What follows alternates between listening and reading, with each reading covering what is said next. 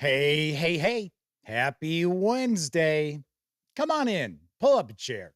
The Gaming Gang Dispatch is in the air.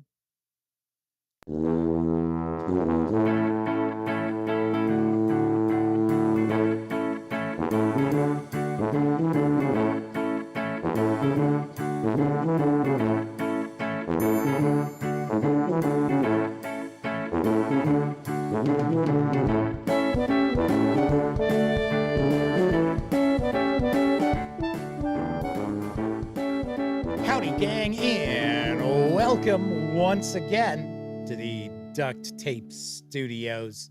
I'm Jeff McAleer, your host here at the Gaming Gang Dispatch, brought to you by, interestingly enough, thegaminggang.com, of which I happen to be the founder and editor-in-chief.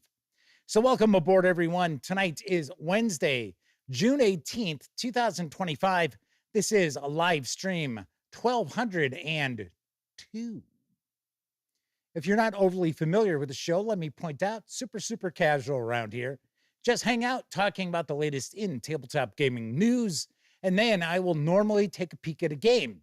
Maybe I'll unbox a board game or flip through an RPG book.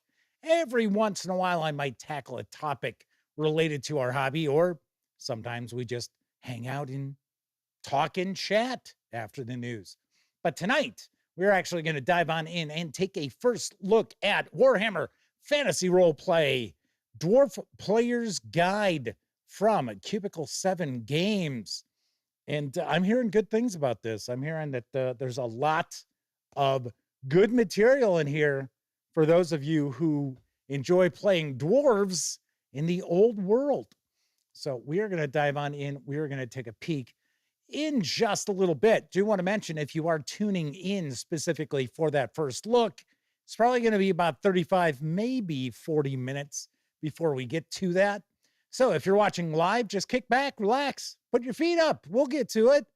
But if you're watching later after the fact, maybe even on Memorex, keep in mind there are timestamps. So if you want to skip past the news, you certainly can.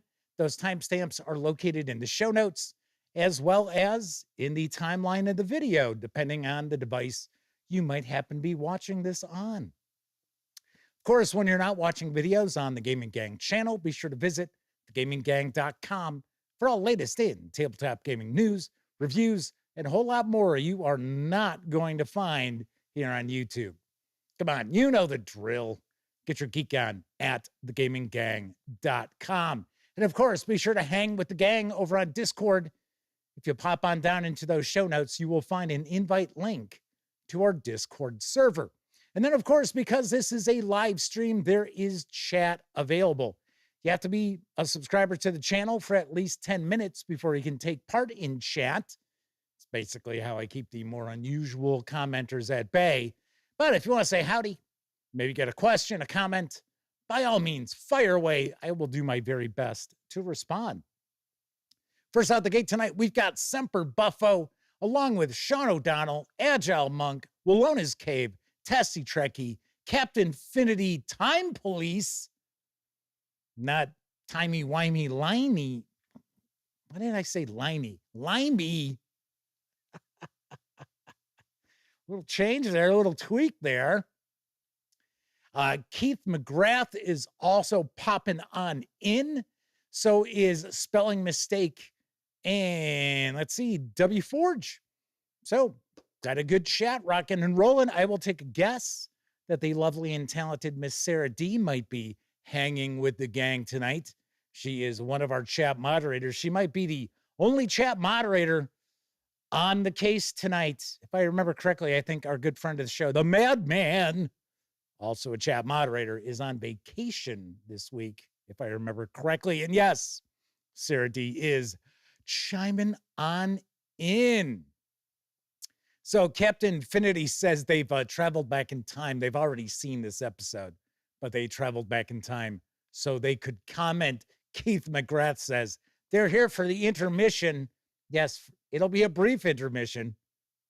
And Tessie Trekkie points out that they saw the interview I did over on Dungeons and Dyslexia.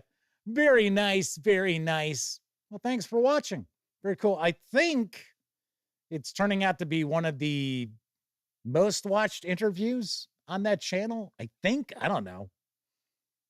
I think it's cracked 400 views. I was kind of surprised. So very nice, very cool. Very cool. Wallona's Cave says they got their copy a few days ago. They're playing a solo series of Gunther the Brewer. Very cool. Very nice. Okay. Lord of Cos 2000 and Roger Prudhomme are also jumping on in. Sean O'Donnell says, Jeff can't say very nice the whole episode. Yeah, the whole rest of the episode. I am forbidden from saying that.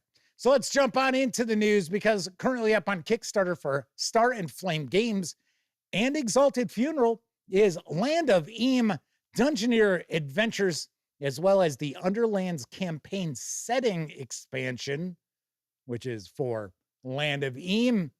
Here's the skinny. Land of Eam Dungeoneer Adventures is an easy to learn, easy to play, and easy to run tabletop role-playing game box set for kids. Players take on the roles of students attending Dungeoneer Academy, a school where kids train to become full-fledged adventurers and explorers in the fantastical Land of Eam. Based on the action-packed middle-grade series Dungeoneer Adventures, published by Simon & Schuster, the game brings the characters and world of the books to life. As plucky kid heroes, players will flex their creativity and imaginations to complete quests and earn their Dungeoneering badges. Land of Eam Dungeoneering Adventures, I should say Dungeoneer Adventures, I said Dungeoneering, it's Dungeoneer, is a beginner's tabletop role-playing game designed to be easy to learn, easy to play, and easy for parents or educators to run for groups of 2 to 6 kids. Perfect for ages 8 and up or younger with more guidance. Inspired by the core rules of the Land of Eam role-playing game, Land of Eam Dungeoneer Adventures is a new, streamlined, and simplified rule set, so kids can pick up and play without any hassle. Also, the Land of Eam core game came with the Muckland Sandbox, at least if you got the slipcase set, it did.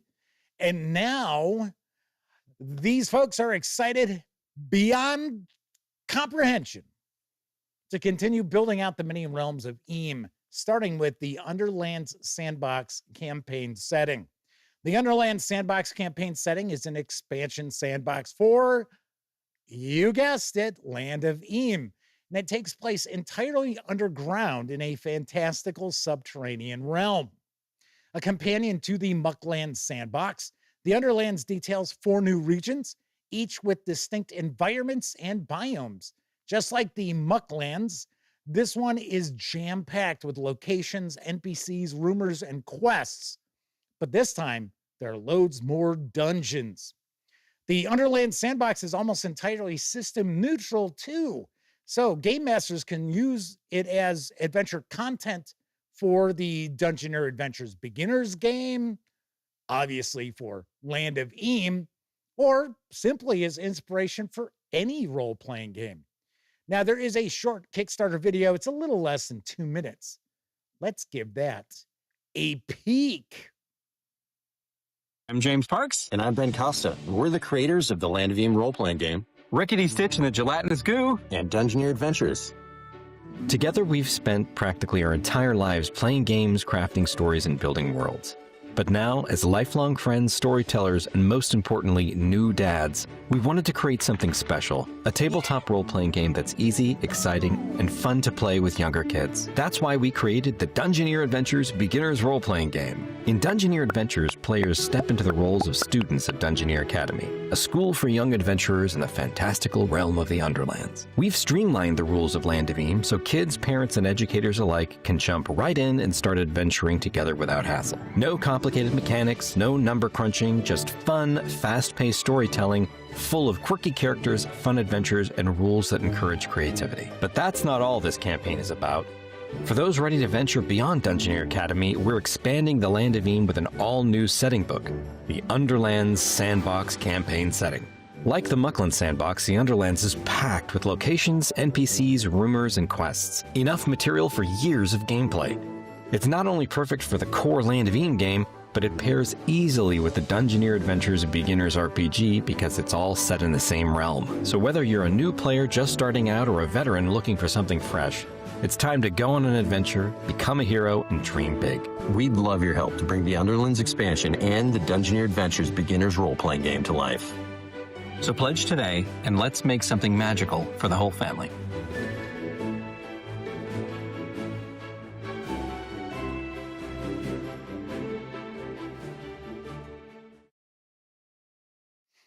The Kickstarter launched earlier today, and it may have actually gotten to the funding goal already. It's actually a relatively high funding goal, surprisingly enough, but it was rapidly approaching it. Somebody, I'm sure, can take a peek to see if it's hit its goal already. But like I said, it's obviously, if it hasn't now, it will be hitting it by tomorrow. Now, you can reserve a copy of the Land of Eam Dungeoneer Adventures box set alongside stretch goals and PDFs for a $50 pledge. The Land of Eam, the Underland Sandbox campaign setting box set with stretch goals and PDFs can be reserved for an $80 pledge, or you can reserve both box sets for a $125 pledge through July 18th. Expected delivery is February 2027. And I will talk about that in just a moment. Few things to keep in mind with this. There is no pledge level for a PDF for Land of Eam Dungeoneer Adventures. I thought that was kind of strange, but they are going specifically with a box set. They are going to include the PDF for people who get the box set, but there is no pledge level for it individually. Now, having said that, there's also a pledge level just to get the book for the sandbox campaign setting for the Underlands. Off the top of my head, I seem to recall it was $50. There is a PDF pledge level for that. So here you go. All right. So in chat, folks are already popping up with 2027. 27 is long. So here's what I'm curious about. I'm wondering if, because of the uncertainties that are out there, and that, 1 minute things are ready to ship out for Kickstarter fulfillment, and then there's tariffs, and certain companies say, well, okay, we're going to hang on, we're not going to send it out. I'll give you an example. I am waiting for the Our Golden Age, which was supposed to have already fulfilled, and it is nowhere near being fulfilled. It hasn't even gone to print yet. Yeah, well, anyway. So what I'm curious about, are publishers pushing these dates like way out so they can come back and under promise, over deliver? I'm curious, because I have started to see some of these Kickstarters and backer kit projects that we've talked about that are suddenly, things that you would expect, it's about a year out. Now suddenly it's like a year and a half, almost 2 years. Kind of weird. It's kind of weird. Agile Monk says, that's crazy long. Spelling mistake says the world may have ended by then. 245 Trioxins joining us once again. Good to see you. Says box sets are an interesting way to go in the time of tariffs. Yeah, because box sets, depending on what's in that box set, it could be considered a game rather than a book. And tariffs are different for that kind of stuff. Tessie Trekkie said that they have already backed the Underlands in this. Very nice. Also asking, didn't you give Land of Eam a 10 out of 10? I love Land of Eam. I think the slipcase set is fantastic. In fact, if you look at this Kickstarter, they've actually shared my review of the Mucklands campaign setting. So my review video is part of this Kickstarter. I thought that was nice of them to share that. So yes, I think Land of Eam is excellent. And one of the things, if you're not overly familiar with Land of Eam, that kind of surprises some people is it is not necessarily for kids. Now, talking about this Kickstarter, yes, we've got this Dungeoneer Adventures box set. It is a streamlined Land of Eam. So some of the stuff in that box set is going to be compatible with Land of Eam. Some of it will not, because it does have different action resolution. It does still use a 12-sided die, but I did notice the 12-sided dice have faces with like A+, F, things like that. They're not numbered. So that's why it said, oh, there's no, addition, any kind of math or anything involved. Something else that's really wild that people don't probably realize about Land of Eam is how influenced it is by old school role-playing games. Now, granted, it's not something that most people would consider to be OSR, but it does have an old school flavor. It is certainly influenced by the old school and all sandbox. So these are not linear plotted adventures. It is built upon emergent play. If you have not checked it out, highly, highly recommended. And I should also mention, you can get the original Land of Eam core books in this Kickstarter as well. Freddie P is joining us tonight, as is Warren Rawlings. Warren Rawlings asks, how many Kickstarters / backer kits have I backed that will never show? Or maybe they're asking everybody out there. Here's the reality. I very rarely ever back crowdfunding projects. That is the absolute reality to it, mainly because I just don't have the budget to do so. Now, I'm more than happy to share news pieces. I have shared previews for different Kickstarter projects over the years where I've shot video and things like that. But as far as even our golden age, somebody out there sent me the funds to back the Kickstarter because they wanted me to review it. Now, who knows when that'll ever arrive, but still, yeah, it wasn't actually my own funds. So there's that. But yeah, pretty cool Kickstarter here. We've got the new campaign sandbox, as well as, I don't want to call it a starter set because mechanically it's a little bit different, but it is a great introduction, it looks like, to the Land of Eam setting. All right, moving right along, landing in stores on July 31st is the Starfinder 2nd Edition Player Core. I've got the lowdown from Paizo Inc. The Starfinder Player Core is the definitive entry point for Starfinder 2nd Edition, with everything a player needs to learn how to play the game. Choose from 10 ancestries, 6 character classes, and hundreds of feats and spells to create unique characters ready to take on a ruthless galaxy awash with magic and opportunity. Starfinder Player Core brings the Starfinder role-playing game into its new edition. It is now 100% compatible with the acclaimed 2nd edition of the hit Pathfinder role-playing game. Along with GM Core and Alien Core, these books provide a new foundation for the future of tabletop gaming.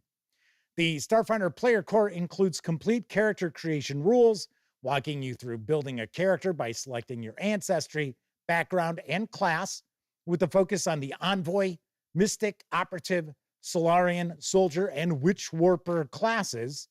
Core ancestry options include Android, Barathu, Human, Kasatha, Lashunta, Pathra, Shirin, Skittermander, Besk, and Yusoki. I'm sure I mispronounced a couple of those, at least. There's also a vast catalog of options allowing you to customize your character, including versatile heritages like the undead Borai and drift-touched Prismini, skills and feats, and hundreds of spells, ensuring that the character you build represents your hero, not just in story, but in rules as well. You'll find a primer on the packed worlds and wider galaxy, so your character can be part of an exciting and diverse setting. Rules and tools to advance your character through play, taking them from a fresh-faced adventurer ready to take on the world to a veteran hero wielding powerful magic that can reshape reality. Well, not every character is going to wield powerful magic, but still. This 464-page hardcover will carry an MSRP of $69.99 when it lands in stores, or I guess we could say it, I don't want to say it beams into stores because that's not, oh, it jumps into stores. There we go. When it jumps into stores on July 31st, also just happens to be the first day of Gen Con, because it is a Gen Con premiere. And of course, you'll also be able to grab the PDF on that date for $19.99. Gotta say, I always appreciate lately we see Paizo Inc. when we have like a core book, the PDF isn't just half the price of the book. They try to give you a better deal on that PDF.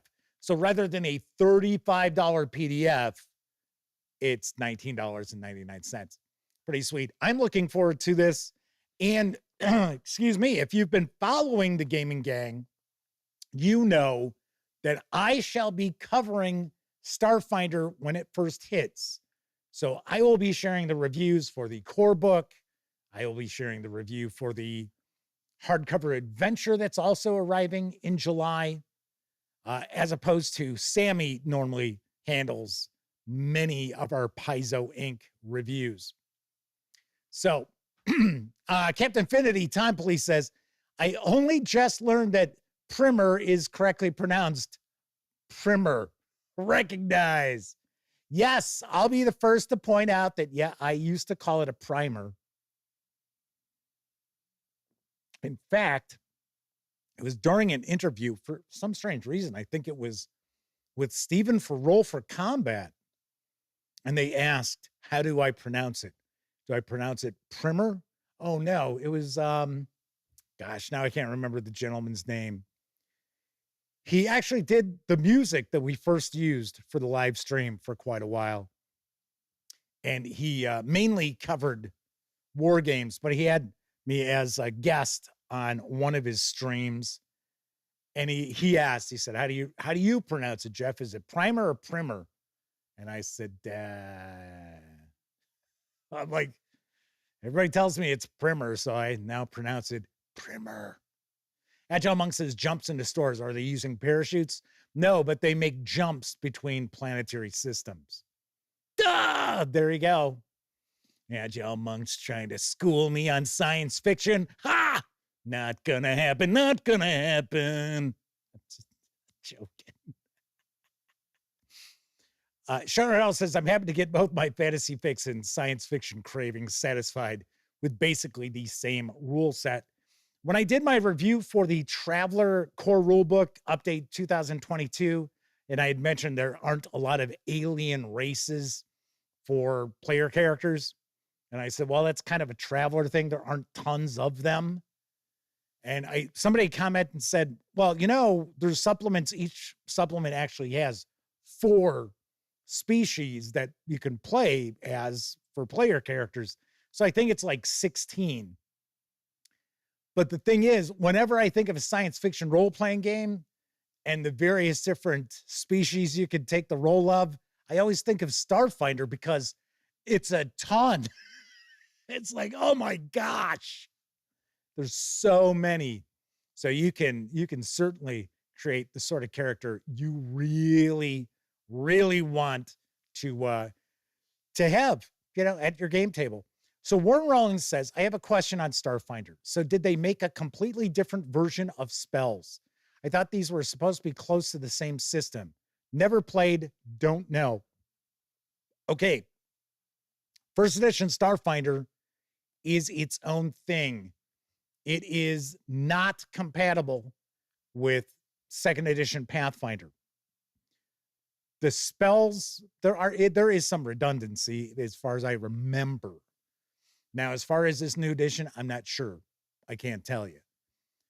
But what we're looking at, the big deal here is Starfinder will now utilize the 3-action economy, which is what powers Pathfinder second edition, and which for many people is what makes Pathfinder stand out mechanically from other role-playing games, because there are so many options, so many feats, so many different things that various different character classes and backgrounds and species and such can do with their 3 actions. So kind of cool. So I'm looking forward to this. I'm hoping I will have my review out prior to Gen Con. Keith McGrath says first edition was only 2017. Yes, the reason why they went with the second edition is because so many people wanted it to be compatible with Pathfinder. So, and a lot of people were very surprised, and some folks were turned off of buying Starfinder because it's not completely compatible. It's mechanically not compatible, I guess I should say, with Pathfinder second edition. So there is that. Okay, moving right along. Currently, you can score some big savings on the Troika role-playing game from Melsonian Arts Council. And I've got the deets on the bundle of holding deal. Adventurer. This new Troika Warehouse bundle presents many supplements and adventures for, you guessed it, Troika, the acid fantasy tabletop role-playing game from Melsonian Arts Council. You're a wizard, a warrior, or maybe a macrame owl, dimension hopping in your golden barge among the crystal spheres strung like pearls across the humpback sky. The simple Troika rules, inspired by the 1980s fighting fantasy game books, lets beginners and jaded role players alike go wild in crazed cross-planar pursuits. Whether you're pruning a floral god, infiltrating the palace of tigers, or helping his moist magnificence, the slug monarch King Jupiter Lex Halfwall IV, Troika lets you trip the light fantastic, or maybe just trip out, in visionary adventures fueled by hallucinatory creativity. Ahead of their move to a new warehouse, Melsonian is running a big sale to clear space, and the bundle of holding is helping to fund the move with this Troika warehouse offer of PDFs, both classic and new. Now, of course, if you purchase any of the 3 Troika offers that were previously available at Bundle of Holding, check the New Arrivals collection with 4 titles, which has a retail value of $40, and it is $9.95. And it's going to include the complete Troika Numerous Edition core rulebook and 3 recent Melsonian titles. The Troika Adventures get it at Sutlers, the Ruinous Palace of the Metagorgos, plus a system-neutral guide to fictitious mushrooms, fungi of the far realms. Wouldn't that be, if you haven't purchased those prior bundles, pick up the $9.95 one? I don't know. But then it continues. Are you new to Troika? Then you'll want to pay more than the threshold price of $19.95, so you can level up and also get the entire Troika Classics collection with 8 more supplements and adventures worth an additional $40. Most drawn from the 3 previous offers, including Acid Death Fantasy, Fronds of Benevolence, Slow Slate of Plankton Downs, Very Pretty Paleozoic Pals, and 4 1-5 adventures.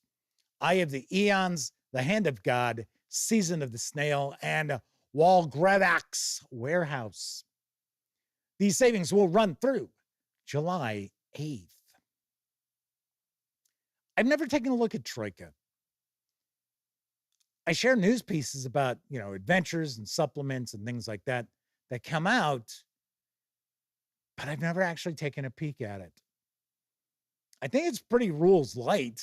I know that, but I don't know. Maybe it's because it just seems a little too trippy for me.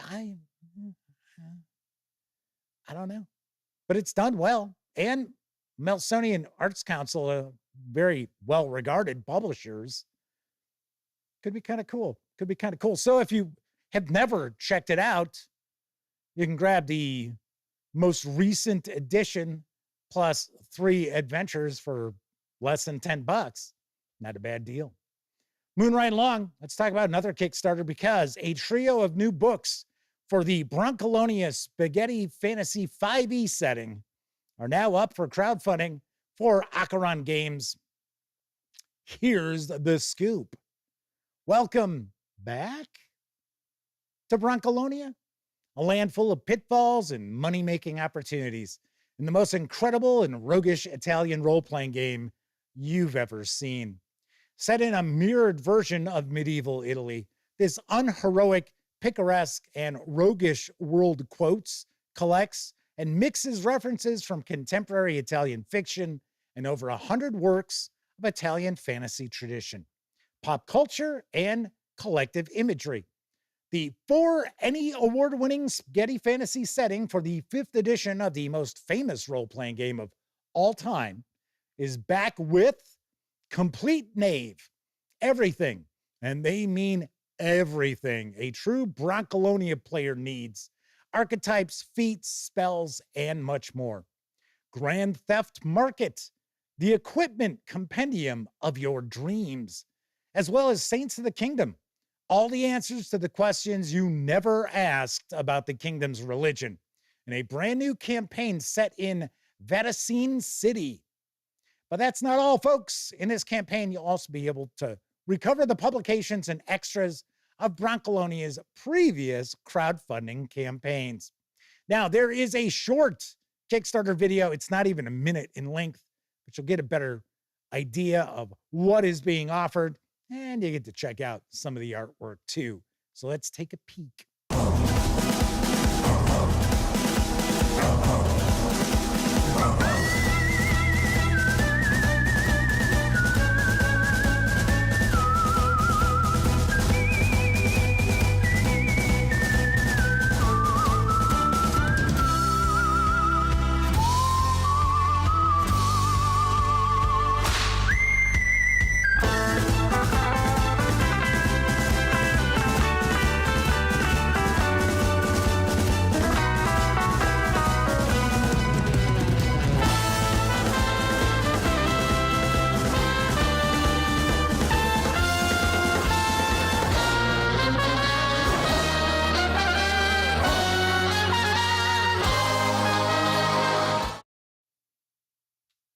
This Kickstarter is nearing 600% of its funding goal, may have already hit it by the time I put the news together.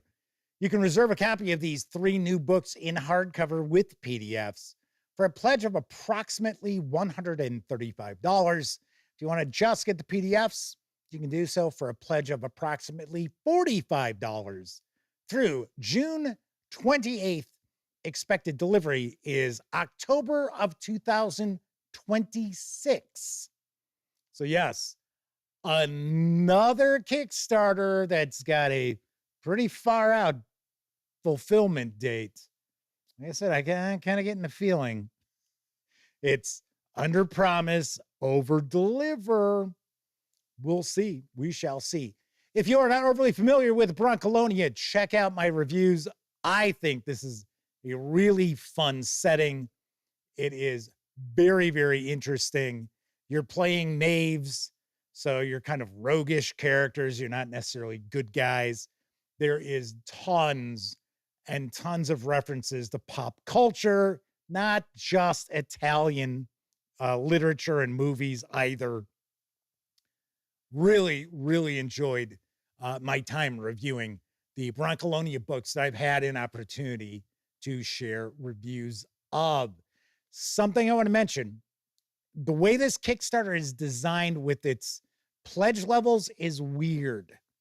So if you want to get all 3 of the new books, what you need to do is you need to back the pledge level that's got, if you want the physical books, that has the 2 books, Complete Knave and Grand Theft Market.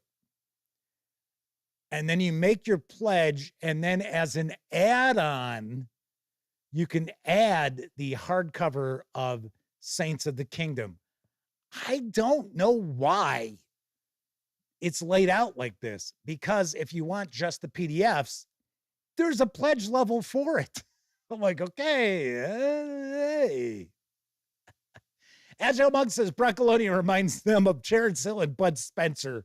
They Call Me Trinity series of films. Wasn't it a trilogy? Wasn't it 3 movies that they did with Trinity? Chris Lundgren and Kathy Evans are joining us in chat. Welcome to you both. Keith McGrath says they think they remember a review of this. I reviewed the core setting book as well as, I think it's either 2 or 3 of the supplements. There's like 8 main books for this. There's a lot of, PDF only releases, but as far as like hardcover supplements, I think there's now, including these 3, 8 or 9. Kind of wild. Good stuff. Awesome artwork too. Really nice production quality throughout. Let's move on to our final news piece, because following a successful crowdfunding run, which I recall sharing a news piece about, Sons of the Singularity has released a new edition of the Sassoon Files adventure supplement for Call of Cthulhu. Here's what I know. The Sassoon Files 2nd edition is a set of scenarios and campaign resources for Call of Cthulhu's 7th edition tabletop role-playing game set in historical 1920s Shanghai, an international city of intrigue, style, and violence.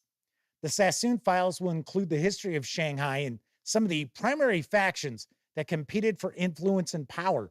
The communists and nationalists who played a game of cat and mouse, the Jewish tycoon who provided succor to refugees, I almost said referees, the triad societies who competed to provide vice for the city's residents, the Japanese who were moving closer to invasion. The Sassoon Files will also explore the secret history of the mythos, the local factions who sought to exploit that which could not be fully comprehended. The Sassoon Files 2nd edition includes 8 scenarios. It says 8+ scenarios, so at least 8 scenarios. And it says here it's 375 pages long. DriveThruRPG says it's 370, so I'm not sure. Also has a modular design, so you can play as one-shots, a campaign, or integrate these scenarios into other classic Chaosium campaigns. Lore sheets provide investigator backgrounds, tying them to the setting. There are 20 pre-generated characters, as well as historically accurate maps and immersive handouts. Now, right now, it's only available in PDF, as far as I know. And you can score the 370 or 375 page PDF over at DriveThruRPG for $35. Gotta say, I'd always heard good things about the Sassoon Files. Never had an opportunity to take a peek at it. Now, of course, Sons of the Singularity might ring a bell because those are the folks who are behind the most recent Chaosium Inc. Call of Cthulhu release, the Sutra of Pale Leaves, Twin Suns Rising, which I reviewed about a week ago. If you haven't checked that out, by all means, take a peek. I've also shared my review of, I want to say it's the Journal de Indochina, something like that. I liked it. I thought it was pretty cool. And stay tuned. I'll be sharing a review of The Blessed and the Blasphemous in a not too distant future. There you go. There you go. Kevin R. Smith is hanging with us. Says, Chris Lindgren says, their life as a GM has come full circle. Their daughter sent them her 34-page 5.5 adventure she made into a PDF. Feels great. So now he needs her to run other role-playing games too. Well, let her settle in. Let her settle into the new edition of Dungeons and Dragons. See how it goes. Very cool. All right. So there you go. That is the news for tonight. Of course, I was talking about DriveThruRPG. Don't forget the gaming gang, thus the Dispatch, is affiliated with the One Bookshelf sites. So if you're going to go visit DriveThruRPG, Storyteller's Vault, Dungeon Masters Guild, Wargame Vault, any of those One Bookshelf sites, please stop by at thegaminggang.com first. Click on one of our banner ads. That way, if you happen to make a purchase, I get a small portion of that sale, 5%. And all those nickels, dimes, and quarters really do go a long way to help keep thegaminggang.com around. Also, if you like the video, if you dig the channel, if you find the Gaming Gang to be a valuable resource, hell, if you just like what we do, you can always support the Gaming Gang through a one-time donation by way of PayPal. Hell, you can buy me a 2-liter bottle of soda. Wunderbar. And big thank you for Robert Santon for a recent one-time donation through PayPal by way of a link down in the show notes. And of course, you can also become a Patreon member. So I want to give a big shout out to our current Patreon members. At the $5 level, we've got Gustavo Calvalho, Jason Lawman, Kuval, Kevin R. Smith, Marius Smith, Max Apocalypse, Patrick Brault, Sean O'Donnell, and Telzek. Our $10 tier members, Dan Webb, The Game Cat, Pete Strakolich, RPG Munch, Tessie Trekkie, and Tier 2 DM.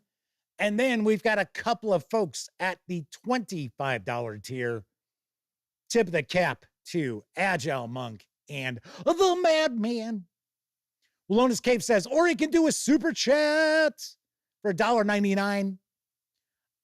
One thing I will point out, and I do mention this as far as the super chats go, and yes, thank you very much. I'm not trying to poo-poo the super chats or your contribution, but please keep in mind, YouTube takes half of that. There is no other, support system out there that takes half of your donation or contribution, whatever you want to consider it. So that's why I usually try to tell people, maybe not do the super chat. Super chat, kind of like super car. But once again, thank you, Walonis Cave. So, all right. So tonight we are going to dive on in. We're going to take a look at Warhammer Fantasy Roleplay Dwarf Player's Guide from Cubicle 7 Games. Walonis Cave says, you mean they're taking half of this? Yes. Yes, they do, as they make another $1.99 super chat. Yes, that's something that most people don't realize with the super chats. It's like 47%, so it's not necessarily half. Kevin R. Smith said, not even Patreon. The Jeff got his Patreon started just in time to get grandfathered out of their new rate increase. Well, the reality is, I have had a Patreon since 2018-ish. I just wasn't active. That's all. So it was very recently that I reactivated it. So W. Ford says, what happens to the half? It gets sent to my bank account. So, okay, if you're not familiar with how YouTube does their monetization, this goes for ads and all the other stuff too.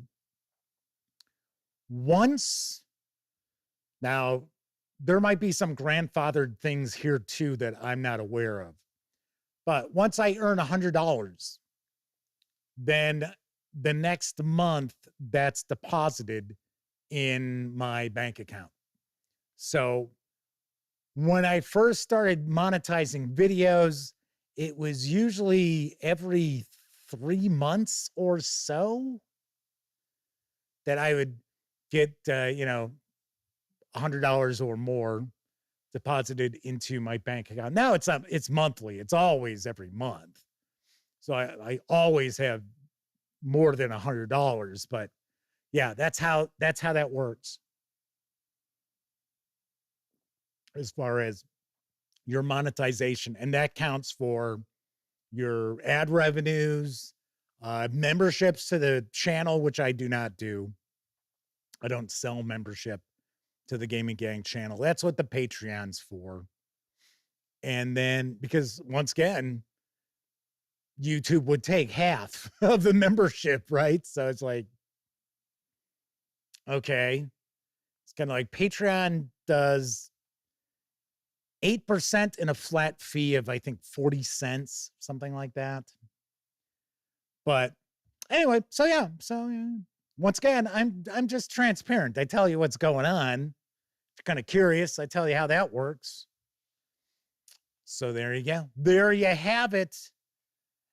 Anyway, so if you want to check out our Patreon, there is a link to that also down in the show notes. So when you're watching the live streams, or if you watch reviews and stuff, if you don't go poking around in the show notes, you won't encounter like the links to the companies or the links to, like, say, as an example, the Traveler Core rulebook that I did a review of.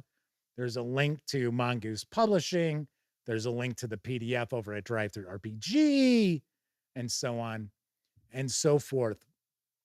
Chris Leonard asks, are there still games left? A friend was asking, have not looked in 2 days. If you're talking about the used game sale, we are talking about 200 games are still in the listing. There's tons and tons of stuff. W Ford says YouTube sounds like their ex-wife if they had one. So Keith McGrath is trying to force intermission on us. Who's running the show here, man? Hey, people were asking questions. What am I supposed to do? Nah, I'm not answering because it's time for a brief intermission. So shut up.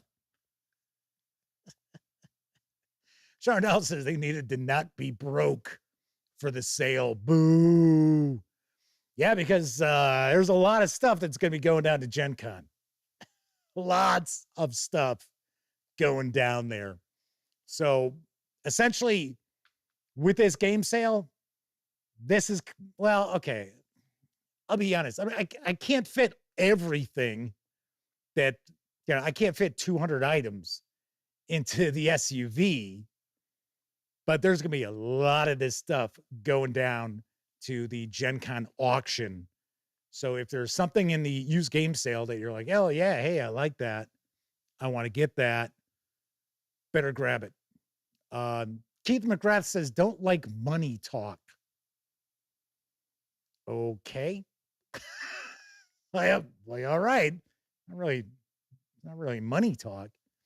Shazam 85, bro. Oh, I'm sorry. Keith McGrath, are you saying you don't like having to hear somebody talk about how you can support the outlet?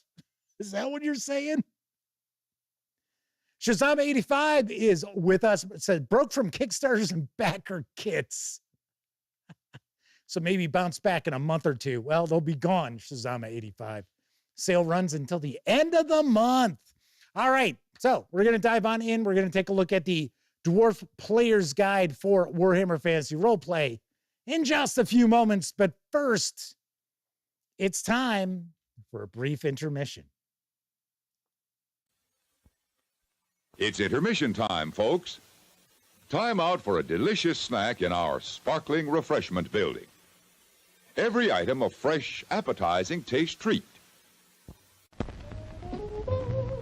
What's your pleasure, sir or madam, and all you kiddies too? Sandwiches, freshly made from quality ingredients. Soft drinks, cool, tangy, and refreshing. A hot dog? There you are, tender, juicy, done to a turn with some fixins. Hamburgers, ma'am? Just the way you like them, meaty, moist, and broiled to perfection. Soft drinks, kiddies? Take your choice, cold, tingly with flavor, all your favorite soft drinks for your selection. Something to eat for everyone, soft drinks to make your evening complete. Delicious, fresh, and satisfying to help your entertainment reach the peak of family fun.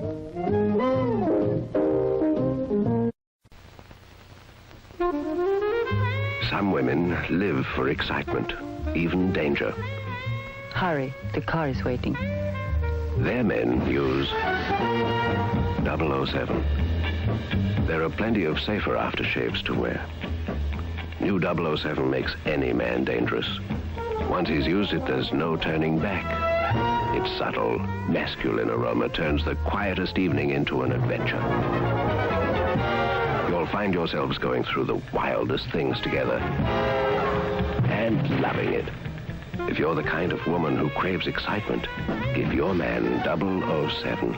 There's a 007 gift set for every type of assignment when he's traveling light. Give him this one with 007 aftershave and cologne. That's 007 for the license to kill women. When you use 007, be kind. If you like really good coffee, why not spend the extra money and get 2 cans of Wilkins? Why not? In large U.S. cities, rich and powerful landlords are forcing helpless tenants out of their homes, and they'll use any means to throw them out in the street. They are big-time business, modern-day criminals. Oh, shit!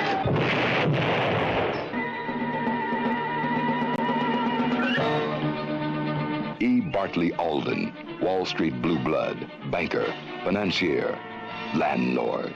We must empty these buildings immediately or the deal will fall through and we stand to lose millions of dollars. Emmanuel Jackson climbed to the top the hard way, chairman of a loan and finance company, landlord. Get him! Ain't that what I told you? I told you all this shit with lawyers was wasting our time. Abraham Mirsky, young, wealthy, ladies' man, clothing manufacturer, landlord. So don't give him an ordinary payoff. Give him an extraordinary payoff. But let's get it done, for God's sakes. Clarence W. Ingstrom, old line money, power, and prestige, landlord. You just can't come out and tell a judge of the state Supreme Court that you're having somebody murdered. Claudius Albano, labor union president, construction company owner, landlord. These rats. Turn off the electricity. Turn off the water. What is this, the amateur hour? People live in those buildings. People. And as crummy as those dumps are, they're people's homes. And don't forget it, mister. They're not leaving, and I'm not leaving. So you can take this here polite bribe, and you can shove it up your polite ass. Death Promise. Starring Charles Bonnet, Tenet, young, strong, deadly. Damn it, I want those names. Determined to stop them. Who sent you?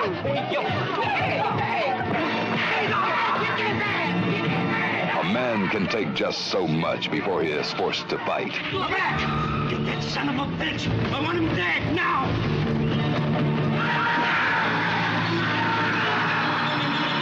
And fight to the death.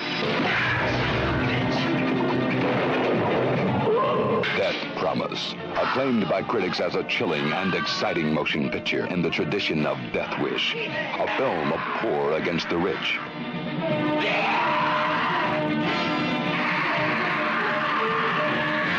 I want his ass. A warning to the rich. Get off our backs.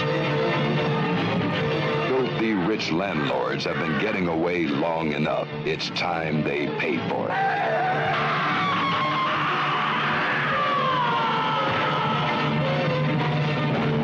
Death Promise. A promise made, a promise kept. Coming to this theater soon. Rated R.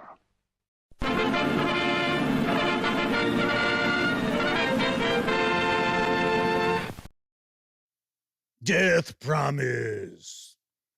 There are just so many levels of bad in that trailer. Now, just imagine if you were an actor in that film, maybe even one of the leads, and you saw, so they're advertising the film with 3 rats. They don't even show any of the characters. Yeah, you thought it was the corporations you had to worry about. Yeah, the dark web. The dark state. Nope. Landlords. Bum. God. Chris Leonard says, Jeff's pushing these Oscar winners. Kevin R. Smith says, when the rent gets too damn high, hire a martial artist. Dun dun. If I remember correctly, I think there's a rift track for that.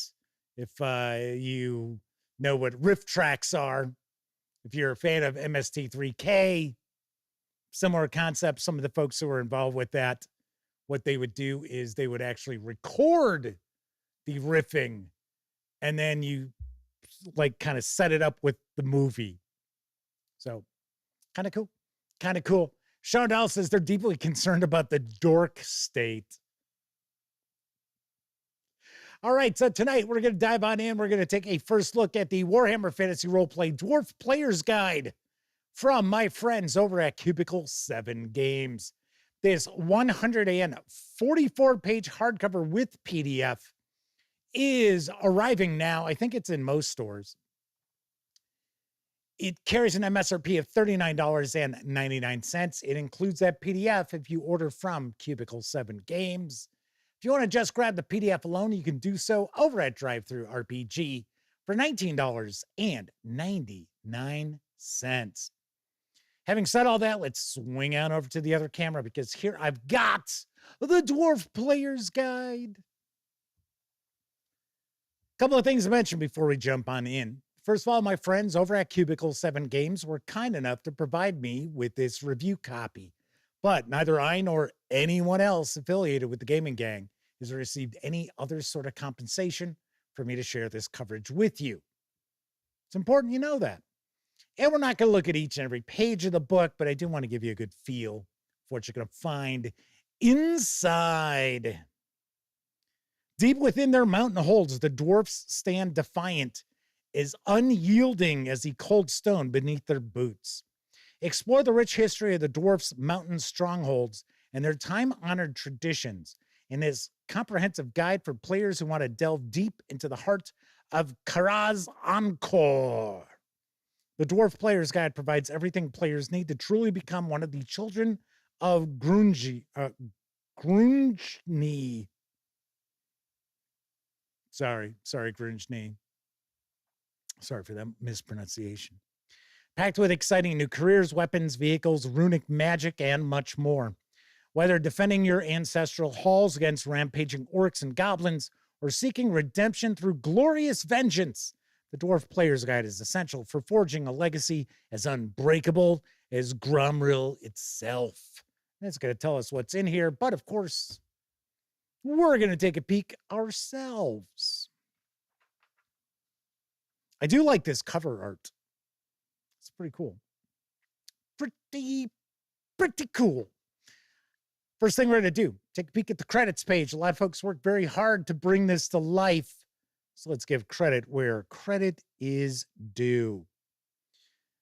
As far as our contents, it looks as if this is going to be broken down in some information about the dwarf kingdoms.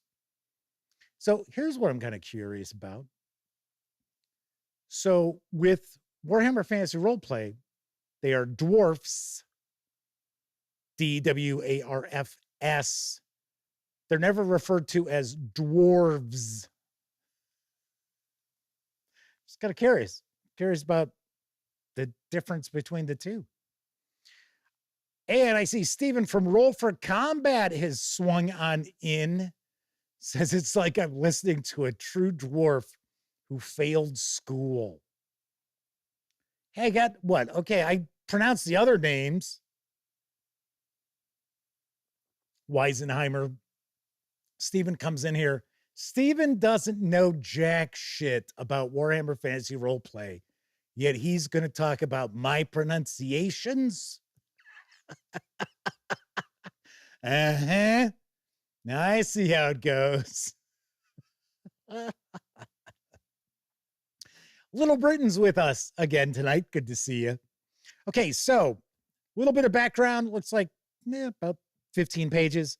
Then we're going to get some new options for Dwarf players. We've got new careers. I think we have 8 new careers in this. Then we have Steel and Fire. So it's Dwarf Engineering. We've got Rune Smithing and Honored Ancestors. All right. Beyond the Empire's eastern borders, rising high above the world, are the endless jagged peaks of the world's edge mountains. In ancient days, deep below these snow-capped pinnacles, the dwarfs hewed deep mines and mighty halls and built a kingdom of stone and steel. So it is going to talk about the dwarf kingdoms, the age of glory and pride, time of calamity, and then we got the present era. I'll tell you right now, just taking a peek at these first few pages, man, that's some pretty sweet artwork that we've got. Of course, we also have the Elf Player's Guide, which is on the horizon. The PDF is out.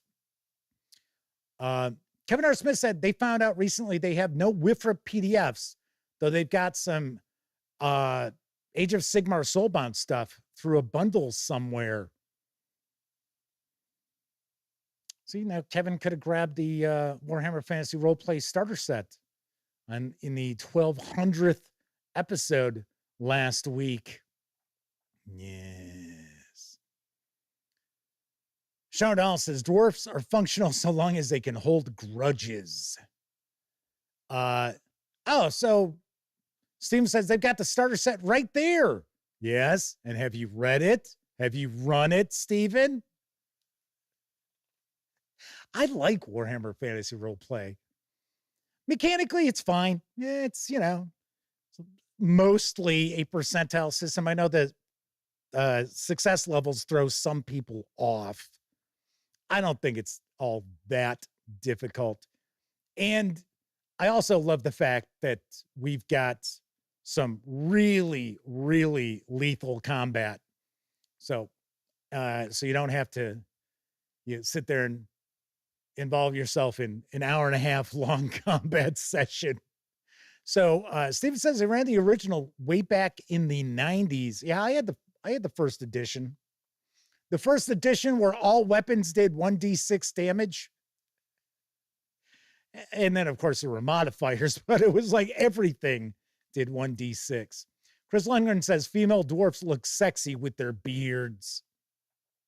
Not all fantasy role-playing game dwarfs are females or bearded. There are some IPs out there that they are not. So here we've got the Children of Grungni. Dwarves are exceptionally proud ancient species known for their craftsmanship, steadfastness, dour disposition, battle prowess, and ale guzzling. Broadly speaking, there are 3 types of dwarfs who civilly interact with humans. The first and most numerous are the Karik dwarfs, who dwell in the mountains. Second type of dwarf are the ones who live among manlings, and the vast majority of these reside within the borders of the empire. They are known as imperial dwarfs. The third and least encountered are the Norse dwarfs, who are more likely encountered in the seaports located on or river ports near the Sea of Claws. Just grammatically, that just didn't come across right there. So we have the Runesmith clans, stages of life. Dwarfs age more slowly than manlings, although the difference is not as great in the former's early years. Manlings become full-grown between 16 and 18 years of age, while dwarfs do so between 18 and 20. On average, dwarfs live 3 manling lifetimes, and the undiminished vitality of an aging dwarf is seldom seen among humans. All right. Book of Remembrance. Oh, we have a Book of Grudges? Is that what we just saw? Yes, Book of Grudges. Any insult, wrong, or betrayal against dwarfs are ceremoniously entered into a Book of Grudges. Each dwarf king keeps a Book of Grudges for any transgressions perpetrated against the dwarf hold or the king's clan. Dwarfs who have a proficiency for literacy usually keep their own personal Book of Grudges to augment their memory of wrongs done to them. An entered grudge can only be crossed out when dwarf receives appropriate compensation or has extracted suitable vengeance. And then, in addition to the Book of Grudges, clan elders keep several other books for the clan. One such is the Book of Remembrance, a tome which lists the deeds and renowned acts by the clan's ancestors and, where applicable, those of living clan members. Entries in this book are read aloud to clan members when they gather on the Day of Remembrance in order to honor the great deeds of the clan. Sometimes these readlings, what did I just say, readlings? Sometimes these readings occur. I saw manlings nearby. It says sometimes these readings occur in conjunction with rites of adult passage for younger clan members. We get the dwarf diet. Here's our character creation. So we've got our 4 names with a D1000. That's pretty nice. Place of origin. The dwarf language. So we got plenty of tables here if you want to roll stuff up randomly. It looks like we've got, it looks like a glossary. The origins. Let's see what careers we've got. There's your tables. Steve says they've got a book, and my name is right at the top. My name.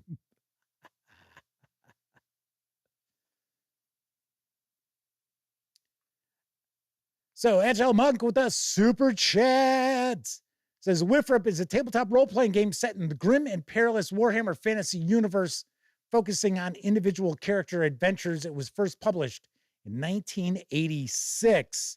I picked it up when it first came out. I remember picking it up. Okay, so here we go. So we've got some new careers. We've got the Dwarf Engineer. The Dwarf Engineers Guild trains the most technically gifted minds in the old world and is forever the envy of the Imperial Engineers School. These geniuses are mostly content to reproduce the masterworks of their engineering ancestors with true innovation, the reserve of a maverick few.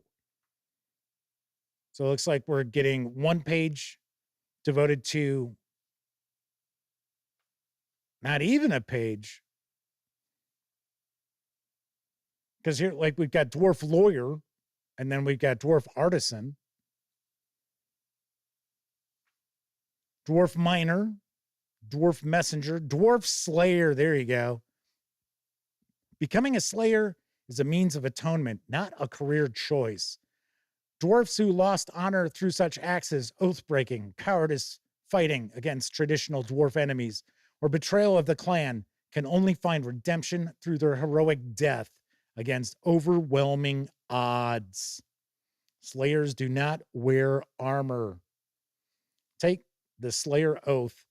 Choosing a life of a Slayer is something far more profound than a single career change, chosen only when there is no hope of reclaiming honor through less drastic means.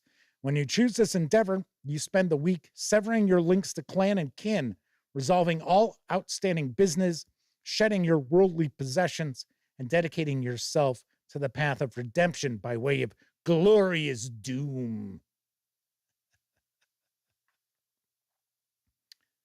Then we've got a couple of subclasses of the Slayer. We've got the Dwarf Soldier. So we've got Axe Fighter, Quarreler, Thunderer. We've got the brewer. Beer is serious business in the world's edge mountains. The miracle workers of the brewing clans have slowly refined their recipes over generations, pairing the genius of their ancestors with the latest in engineering technology. The resulting concoctions are often volatile to the point of lethal for non-dwarfs to consume, but an absolute delight for dwarfs themselves.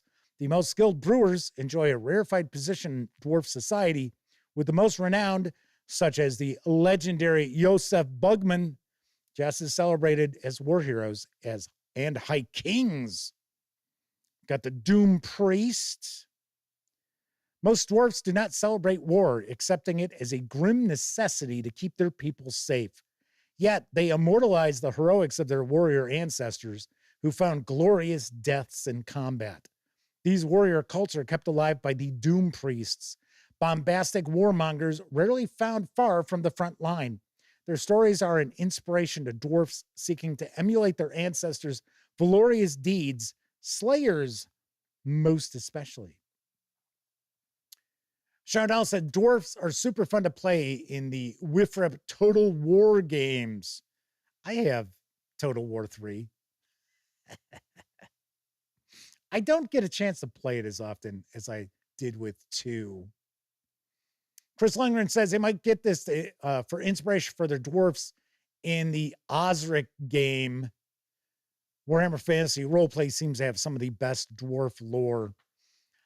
I have to say, and of course, a lot of this has to do because the setting has been around for so long, and there are so many games set within the old world from Games Workshop, that there is a lot of really great lore to Wifrep. And as I mentioned a little bit earlier, I really like Wifrep, part of it because it doesn't take itself too seriously in a lot of ways, especially like your player characters in a lot of the adventures, a lot of the campaigns. They're going to start out as, lowly nobodies. And a lot of times that's how they're treated. Like, who the hell are these guys? Which I like. I appreciate that. And, usually the nobles are all, dipshits and stuff like that. Kind of cool. We've got the Hammerer. Hammerers are the red right hand of thanes and lords. They're most trusted protectors and combat enforcers. In some ways, they are the analogous of the knights of other cultures, albeit with less political or religious obligations. They take their name from the massive two-handed mallets they wield, a ceremonial gift from their lord in return for undying loyalty. Some claim the choice of weapon honors Cadrin Redmane, an ancient master craftsman who saved the life of his king, armed only with his forge hammer, and was rewarded with a runic great hammer in return. The Iron Breaker. Enemies of the Horned Rat. Nice. Most holds and roads through the once great Karaz Angkor have been overrun by malevolent creatures. The dwarfs bar the gates to their lost dominions, but sometimes a way through must be forced to seize an opportunity or escape a greater peril. Ironbreakers form the vanguard of any venture through the underworld, the first line of defense against underground incursion. Unlike the glorious Hammer Corps, these grim elites must accept that the final stands in the lonely dark are unlikely to be remembered by any besides those fighting at their side.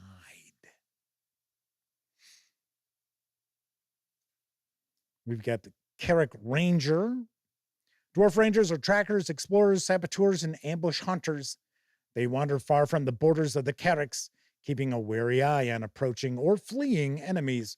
They provide a vital service to the mountain holds, delivering intelligence on the outside world that could otherwise escape the Carrick's notice. Despite this, they are often looked down upon by those they protect, dismissed as flighty vagrants without the stomach to put down roots as true dwarfs should. And we get the Rune Scribe. Though literacy rates among dwarfs are far higher than manlings, only a few are well educated enough to master the whole Kazalid alphabet. These rune scribes are a precious resource, working as assistants for thanes, kings, and other important officials. Others fulfill bureaucratic functions at border crossings, legal disputes, and negotiations, or toil away in the archives of their holds, updating records in the Hall of Remembrance. I Hate V-Necks has just popped on into chat, said their Slayer just got destroyed in their Enemy Within campaign tonight. Good old The Enemy Within. How far along are you in the campaign? I Hate V-Necks. I'm kind of curious. Here we got the Thane. Thanes are the ruling class of dwarf society, bowing to none save their king. Their honor is inseparable from the clan they command, obliging them to represent their kin as a respectable authority figure. This includes personally leading their clan into battle, where they assume the role of officers and generals. The greatest lords are fearsome warrior commanders, unafraid to get stuck in where the fighting is thickest. Some new skills and talents. So we have rune lore, rune smithing, bludgeoner, entrenchment, harpooner, whirlwind of death. Your attack is a sweeping, indiscriminate fury tearing through whole formations of enemy warriors. Nice. Here's our grudges. Starting grudges, new grudges, resolving grudges. All right, Steel and Fire, Dwarf Engineering. Is this going to give us some rules on how to make stuff? Could be. So we also have dwarf trappings that we can give to items. So we have crude, salvo, and spread. So these look like these would be weapons. Like crude weapon, a weapon that can fire a salvo or a spread. Here we have dwarf melee weapons. Anvil of Doom. It is said the ancestors of the runesmith clans used the Anvils of Doom when crafting most powerful runic items in dwarf history. Over the millennia, many Anvils of Doom have been lost or split apart by the raging magic housed within them, but most Carracks will still have at least one of these treasures remaining. Nice. Dwarf artillery. That is one of the aspects of the dwarfs in the miniatures game, as well as Total War, is the utilization of artillery. So I Hate V-Neck says they're currently working through Death on the Reich. Nice.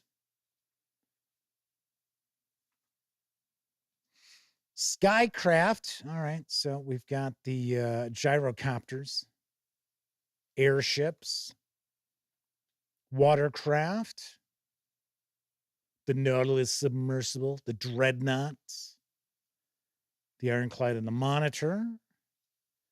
I think this is the like famous weapons. Oh, there you go. Runic weapons of renown. So we've got rune smithing. So there is runic magic that dwarves have access to. The rule of 3. No runic item can be inscribed with more than 3 runes unless the crafter is possessed of a once-in-a-generation talent. All tests to inscribe a 4th rune onto an item automatically fail. And we get into the different runes. Rune of Flight, Rune of Haste, Rune of Stone, Rune of Truth, Rune of Spell Eating. So we have a variety of different types of runes. So as an example, we've got engineering runes here. So Agile Monk is talking about the history of Warhammer Fantasy Roleplay. So yes, Hogshead Publishing had a license to publish new and reprinted WIFRP material in the mid-90s, but they didn't do a ton. In fact, they did reprints of, I think it's the first 3 or 4 books. Maybe it's only the first 3 of The Enemy Within, which is a very famous and very well-regarded Warhammer Fantasy Roleplay campaign, which would take years to play through. And they just kind of went belly up, as far as I understand. So yes, then we had FFG had the rights to Wifrip. All right, so these are our honored ancestors. Grimnir is known as the ancestor god who aggressively protected the dwarfs on the long migration during the coming of chaos. He is often depicted as a powerfully built dwarf with an intense stare. There are 2 versions of Grimnir. The first is where the warrior ancestor god is dressed in the ancient dwarf armor with his mighty axes raised for attack. The second and more famous Slayer depiction is of Grimnir's bare chest and arms, richly scarred and elaborately tattooed, wearing the spiked orange crest typically seen with Slayers, and only wielding his remaining axe. I'm not even going to try to pronounce that. The second image represents his appearance as he entered the Chaos Wastes. Sweet. So that is going to wrap up the book. Then we've got a pretty detailed index. And Tribes and Tribulations, which is about orcs and goblins and war bands. And I've already reviewed that. All right, so that is a peek inside Warhammer Fantasy Roleplay Dwarf Player's Guide from my friends over at Cubicle 7 Games. Once again, the 144-page hardcover carries an MSRP of $39.99. You get the PDF absolutely free if you order from Cubicle 7 Games. Keep in mind, if you live in North America, there is a warehouse for the Cubicle 7 Games releases, so you are not paying to have this shipped from across the ocean. So I think sometimes people think, oh, well, Cubicle 7's, well, now they're based out of Ireland, but they were out of the UK. And they think, oh, well, if I order something from Cubicle 7, then I am going to end up having to shell out for shipping. Well, yeah, you'll shell out for shipping, but here in the US. So important to keep that in mind. Now, of course, if you just want to get the PDF alone, you can do so over at DriveThruRPG for $19.99. Yay! Very cool. I'll have a review of this in the not too distant future. Alrighty then, that is it for tonight's show. Tomorrow night, we're actually going to dive on in. Remember, I wanted to share more like small publisher, indie publisher stuff this month, which the reality is Cubicle 7 Games isn't some massive publisher. But we're going to take a look at Ruthless Heaven's Boundless Fates from Black Oath Games tomorrow night. I want to say this is a science fiction role-playing game. It is an epic role-playing game of cosmic adventure and power cultivation inspired by the lit RPG genre, which the reality is, you know, I'm not a big fan of lit RPG stuff. I don't know. I just, I like my books to be books. I like my fiction to be kind of normal. Hey, that's just me. I know. Get off my lawn. You know, what can I tell you?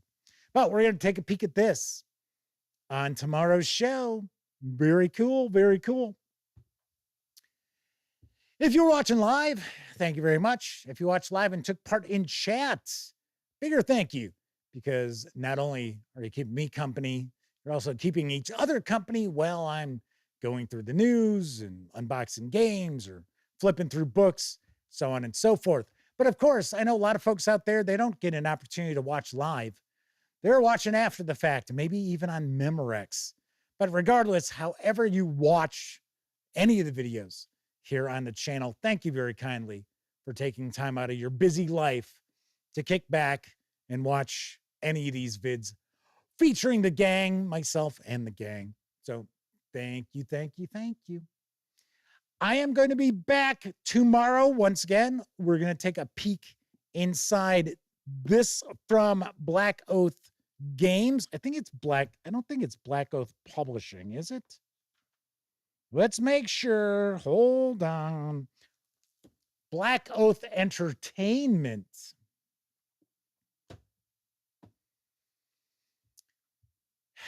Yes.